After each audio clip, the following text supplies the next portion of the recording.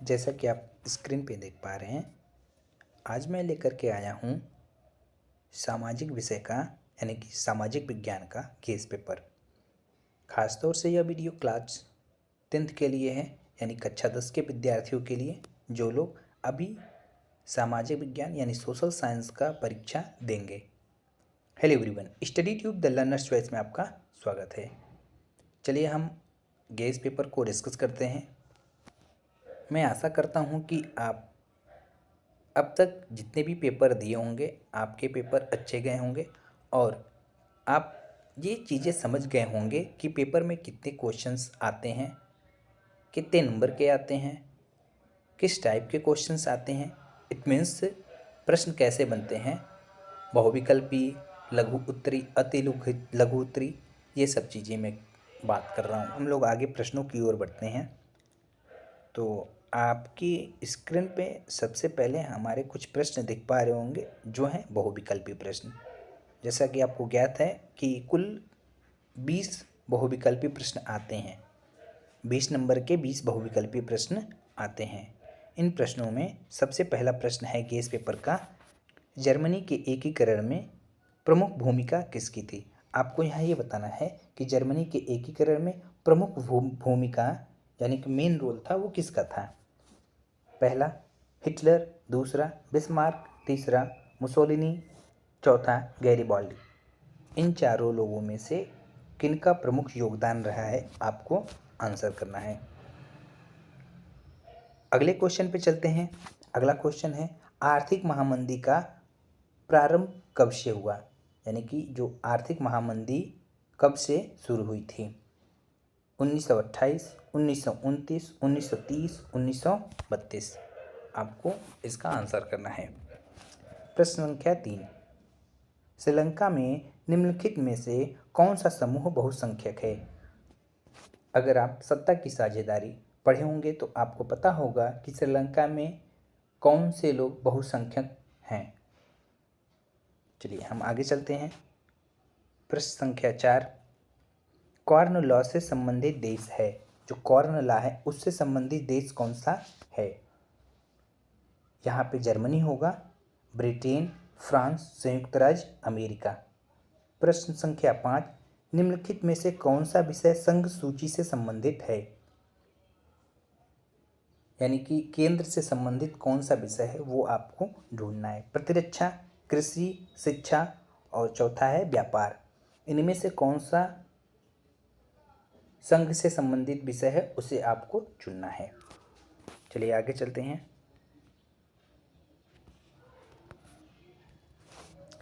अगला है, भारतीय संविधान में भाषाओं को किस अनुसूची में रखा गया है।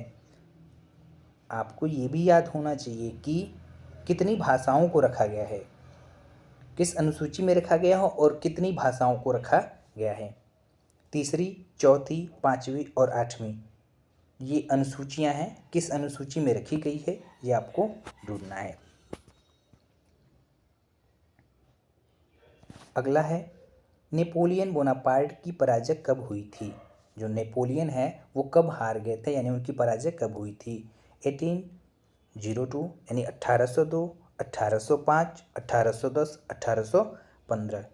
इन चारों में से एक ऑप्शन आपको चुनना है। प्रश्न संख्या 8, भारत में अवशिष्ट शक्तियाँ किसको प्राप्त है। इस प्रश्न को मैं पढ़ने से पहले, इसको बताने से पहले मैं आपको एक चीज़ और बता दूं कि अभी हमने ऊपर पढ़ा कि संघ सूची में कौन सा विषय है। 4 ऑप्शन थे, उनमें से संघ सूची में कौन सा विषय है, तो ये भी प्रश्न उसी से संबंधित है। भारत में अवशिष्ट शक्तियाँ किसको प्राप्त हैं, राज्य, संघ, दोनों और इनमें से कोई नहीं। निम्न में से कौन सा लोकतंत्र का अवगुण है, यानी कि प्रश्न संख्या 9 में है, निम्न में से कौन सा लोकतंत्र का अवगुण है। विशेषता नहीं बताना है आपको, अवगुण बताना है। धनी व्यक्तियों का शासन, दलों में व्यक्तिवाद, बहुसंख्यक की प्राथमिकता, इनमें से सभी। इनमें से आपको सही उत्तर देना है। अगला प्रश्न संख्या 10, भारतीय राष्ट्रीय कांग्रेस की स्थापना कब हुई थी। जो कि अभी आप जानते हैं कांग्रेस, जिसका चुनाव चिन्ह है हाथ का पंजा, उसकी स्थापना कब हुई थी? 1855 में, 1860 में, 1875 में, 1885 में। इनमें से कौन सा ऑप्शन सही होगा, आपको उत्तर देना है। आगे बढ़ते हैं।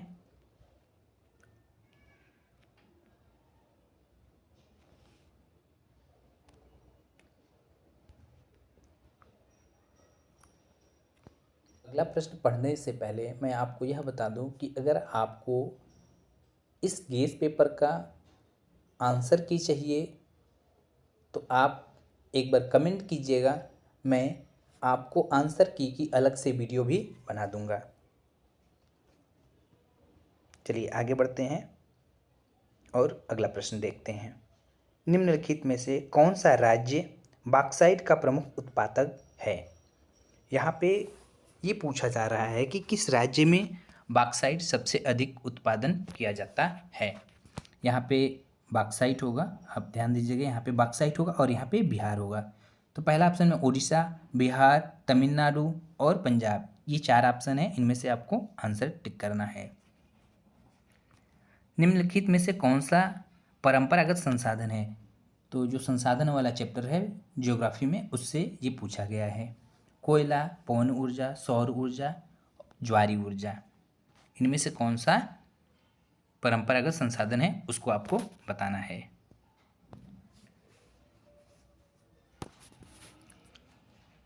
निम्नलिखित में से कौन सा खनिज अधात्विक है?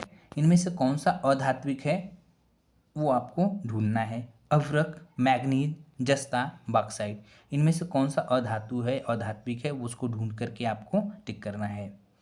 लेटेराइट मृदा निम्नलिखित में से किस राज्य में पाई जाती है? तो इसमें से आपको बताना है कि किस राज्य में लेटेराइट मृदा पाई जाती है। तमिलनाडु, केरल, कर्नाटक, उपरोक्त सभी। अगला प्रश्न यानी कि प्रश्न संख्या 15, निम्नलिखित में से कौन सा संसाधन अजैव है? अजैव संसाधन कौन सा है वो आपको बताना है। चट्टानें, पशुधन, प्राकृतिक वनस्पति, मत्स्य, इनमें अजैव संसाधन कौन से हैं ये चीज़ आपको बताना है। मैं आंसर आपको यहीं पे बता सकता था, लेकिन इसलिए नहीं बता पा रहा हूँ कि आप जब अगर खुद से इसका आंसर ढूंढेंगे तो आप इसी के साथ साथ 2-4 प्रश्न और अधिक पढ़ेंगे। मैंने बता दिया, आपने नोट कर लिया, आप पढ़ लिए, तो आप एक ही तक सीमित रह गए। हाँ, आप ढूंढिएगा, प्रयास कीजिएगा, नहीं मिलेगा कमेंट कीजिएगा, मैं एक अलग से वीडियो आंसर की का बना दूंगा आपके लिए। चलिए हम आगे बढ़ते हैं। एक वस्तु का अधिकांशतः प्राकृतिक प्रक्रिया से उत्पादन किस क्षेत्र की गतिविधि है? यानी कि जो प्राकृतिक प्रक्रिया से हमें मिलता है वो किस सेक्टर में आता है। ठीक है, प्राथमिक, द्वितीयक, तृतीयक और सूचना प्रौद्योगिकी, इनमें से किस में आता है आपको बताना है। अगला प्रश्न संख्या 17 है, निम्नलिखित में से कौन सा व्यक्ति असंगठित क्षेत्र के अंतर्गत आता है? यानी कि वो कौन सा व्यक्ति है जो असंगठित क्षेत्र के अंतर्गत आता है। सैनिक, कृषि मजदूर, बैंक मैनेजर, राजपत्रित अधिकारी। ये बहुत आसान सा क्वेश्चन है, बहुत कठिन क्वेश्चन नहीं, अगर आप एक बार भी आप पढ़े होंगे तो कर लेंगे आप। भारत में उपभोक्ता संरक्षण अधिनियम कब पारित किया गया था? 1968, 1976, 1986, 1990, इनमें से कौन सा सही है आपको टिक करना है। निम्नलिखित में से कौन सा एक विकसित देश है? कौन सा एक विकसित देश है? Bharat, Brazil, France, Bangladesh. आप ऐसा नहीं कीजिएगा कि आप गूगल से ढूंढ लीजिए, ऐसा नहीं, आप पहले बुक से ढूंढिएगा, बुक से आंसर ढूंढने का प्रयास कीजिएगा।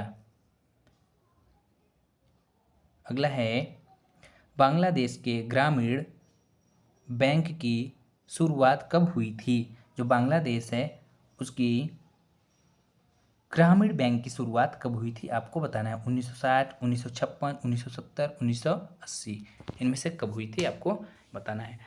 अगला है वर्णनात्मक प्रश्न। ये भी 2 प्रकार के होते हैं, बड़े छोटे होते हैं। जैसे कि आपको यहाँ पे जो वर्णनात्मक प्रश्न है आपको 80 शब्दों में उत्तर देना है, और हम आगे जाएंगे तो आपको 120 शब्दों में, 150 शब्दों में, ऐसे आपको वहाँ पे लिखा होगा कि इतने शब्दों में आप उत्तर दीजिए। ठीक है, तो वर्णनात्मक प्रश्न में ये एक प्रश्न 4 नंबर का होता है। 4 प्रश्न होंगे आपके लिए।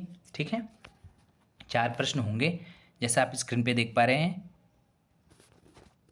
पहला प्रश्न है, इसमें अथवा करके भी होता है। ठीक है, पहला प्रश्न है यानी कि प्रश्न संख्या 21, प्रौद्योगिकी ने वैश्वीकरण की प्रक्रिया को किस प्रकार बढ़ावा दिया है? उदाहरण सहित स्पष्ट कीजिए। आपको उदाहरण के साथ स्पष्ट करना है कि प्रौद्योगिकी ने वैश्वीकरण की प्रक्रिया को किस प्रकार बढ़ावा दिया है। यानी कि पूरे विश्व में प्रौद्योगिकी का क्या प्रभाव पड़ा है। ठीक है, अगर ये आप नहीं कर पा रहे हैं तो आप अथवा वाला कर दीजिए। प्रथम विश्व युद्ध के पश्चात होने वाली आर्थिक महामंदी का भारत पर क्या प्रभाव पड़ा, यानी कि जो महामंदी हुई थी उस कारण भारत पर क्या प्रभाव पड़ा, यानी द्वितीय विश्व युद्ध के कारण जो महामंदी हुई थी उसका भारत पर क्या प्रभाव पड़ा, इसके बारे में आपको लिखना है। कितने? 80 शब्दों तक। कितने नंबर का प्रश्न है? 4 नंबर का। राजनीतिक दलों के कोई 4 कार्य लिखिए। जो राजनीतिक दल हैं उनके कोई 4 कार्य आपको लिखने हैं। अगर ये आपको नहीं पता तो आप अथवा वाला कर सकते हैं। लोकतांत्रिक शासन की एक उत्तरदायी शासन होती है। जो लोकतांत्रिक शासन है एक उत्तरदायी शासन होती है। उदाहरण देकर उत्तर लिखिए। यानी उदाहरण के साथ आपको ये समझाना है कि जो लोकतांत्रिक शासन है एक उत्तरदायी शासन है। आपको उदाहरण के साथ समझाना है। चलिए आगे बढ़ते हैं। मृदा अपरदन का क्या अभिप्राय है? यानी कि आप सॉइल इरोजन से क्या समझते हैं? What do you mean by soil erosion? मृदा अपरदन से आप क्या समझते हैं या क्या अभिप्राय है? इस समस्या के समाधान हेतु कोई 3 उपाय बताइए। मृदा अपरदन को आप कैसे रोकेंगे, इसके 3 उपाय बताने हैं। अगर आप ये नहीं कर पाते हैं तो आप अथवा वाला कर लीजिए। संसाधन नियोजन की आवश्यकता क्यों पड़ती है? भारत में संसाधन नियोजन हेतु कोई 3 उपाय बताओ। ठीक है, जो संसाधन नियोजन है इसकी आवश्यकता क्यों पड़ती है भारत में, इसके 3 उपाय बताइए। अगला है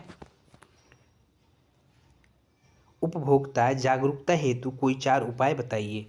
यानी आप उपभोक्ताओं को जागरूक करना चाह रहे हैं तो उसके लिए आपको कुछ उपाय बताने हैं। अगर ये आप नहीं कर पा रहे तो अथवा वाला कर लीजिए। भारतीय अर्थव्यवस्था में वैश्वीकरण के महत्व की विवेचना कीजिए। जो भारतीय अर्थव्यवस्था है उसमें वैश्वीकरण के महत्व की विवेचना करनी है आपको। ठीक है, यहाँ तक तो वर्णनात्मक प्रश्न ठीक है 80 शब्दों वाला ख़त्म होता है। उसके बाद 150 शब्दों वाला शुरू हो जाता है। ये भी 4 होंगे, 6 नंबर के होंगे। ठीक है, पहला प्रश्न है इटली के एकीकरण की प्रक्रिया को संक्षिप्त में लिखिए। जो इटली की एकीकरण है उसकी प्रक्रिया को संक्षिप्त में लिखना है। या अगर वो नहीं कर पा रहे हैं तो लिखिए दांडी मार्च का वर्णन कीजिए। गांधी जी का जो दांडी मार्च था उसका वर्णन करना है। संघात्मक शासन प्रणाली की महत्वपूर्ण विशेषताएं बताइए। या लोकतंत्र के गुण दोषों का उल्लेख कीजिए। लोकतंत्र के क्या गुण हैं क्या दोष हैं उसके बारे में बताइए। या तो आप इसको कर लीजिए। ठीक, अगला है भारतीय कृषि पर वैश्वीकरण के प्रभाव की विवेचना कीजिए। जो भारतीय कृषि है उस पे वैश्वीकरण के प्रभाव की विवेचना करनी है। अगर आप ये नहीं कर पा रहे हैं तो अथवा वाला कर लीजिए। परिवहन तथा संचार के साधन किसी देश की जीवन रेखा क्यों कहे जाते हैं? यानी कि जो परिवहन तथा संचार के साधन है किसी देश की जीवन रेखा क्यों कही जाती हैं? क्या इनका रोल है? ठीक है, किसी देश के अर्थव्यवस्था में इनका क्या रोल है इसके बारे में आपको बताना है। अगला है संगठित और असंगठित क्षेत्रों में अंतर स्पष्ट कीजिए। ऑर्गेनाइज्ड अनऑर्गेनाइज्ड जो क्षेत्रक हैं उनमें आपको अंतर बताने हैं। संगठित और असंगठित क्षेत्रों में अंतर स्पष्ट कीजिए। अगर ये आप नहीं कर पा रहे हैं, बहुत आसान सा सवाल है लेकिन उपभोक्ता के अधिकारों की व्याख्या कीजिए। जो उपभोक्ता के अधिकार हैं वो क्या हो सकते हैं, उसकी आप व्याख्या कर रही हैं। इसके बाद आता है आपका, ये देखिए, मानचित्र कार्य। ठीक है, जैसा कि आप सभी को ज्ञात है, आपको मानचित्र कार्य भी करने पड़ेंगे। तो यहाँ पे आप देख पा रहे हैं मानचित्र कार्य में, ठीक, पहला क्या है, वह स्थान जहाँ भारतीय राष्ट्रीय कांग्रेस का अधिवेशन दिसंबर 1920 में हुआ था। आपको मानचित्र पे इंगित करना है वह स्थान जहां 1920 में कांग्रेस के अधिवेशन हुए थे। ठीक है, वो स्थान को इंडिकेट करना है आपको, 1 नंबर का है। वह स्थान जहां महात्मा गांधी ने नमक कानून तोड़ा था। वह स्थान जहां महात्मा गांधी ने अपना नमक कानून तोड़ा था, उस स्थान को आपको मैप पे दिखाना है। अगला, वह स्थान जहां चौरी चौरा की घटना घटित हुई थी। ये भी बहुत आसान सा सवाल है। चौरी चौरा की घटना कहाँ हुई थी, आपको मैप पे इंडिकेट करना है। वह स्थान जहां नील की खेती करने वाले किसानों का आंदोलन हुआ। ये भी बहुत आसान सा सवाल है। ठीक है, जो नील की खेती कर रहे थे किसान और आंदोलन हुआ था, वो कहाँ पर हुआ था, आपको मैप पे इंडिकेट करना है। वह स्थान जहां सूती मिल श्रमिकों ने सत्याग्रह किया था।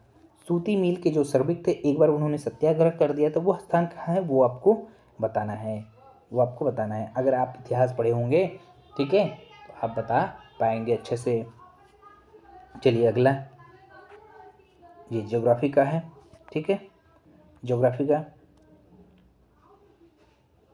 यहाँ पे आप देख पा रहे हैं, राजस्थान की राजधानी नगर चिन्ह द्वारा नाम सहित।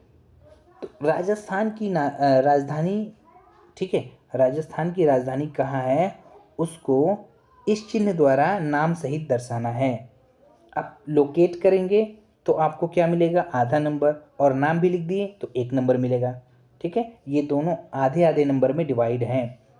कॉफ़ी, यहाँ पे कॉफ़ी होगा। कॉफ़ी का सबसे, ठीक है, उत्पादक राज्य चिन्ह द्वारा नाम सहित, यहाँ पे थोड़ा सा मिस्टेक हो गई है। कॉफ़ी का सबसे बड़ा उत्पादक राज्य, यहाँ पे क्या होगा, कॉफ़ी का सबसे बड़ा उत्पादक राज्य इस चिन्ह द्वारा आपको मैप पे दर्शाना है। कॉफ़ी का सबसे बड़ा उत्पादक राज्य कौन सा है और वो कहाँ पे पड़ेगा, आपको इस चिन्ह द्वारा दर्शाना है। चलिए आगे चलते हैं। उत्तर भारत की एक नदी इस चिन्ह द्वारा आपको दर्शाइए। उत्तर भारत की नदी, इस चिन्ह द्वारा एक उत्तर भारत की नदी को दर्शाना है। उत्तर भारत की नदी कहाँ से कहाँ तक जाती है, आपको इस चिन्ह के द्वारा दर्शाना है। यानी कि आप ऐसे ऐसे ड्रॉ करेंगे कहाँ से कहाँ तक जाती है नदी।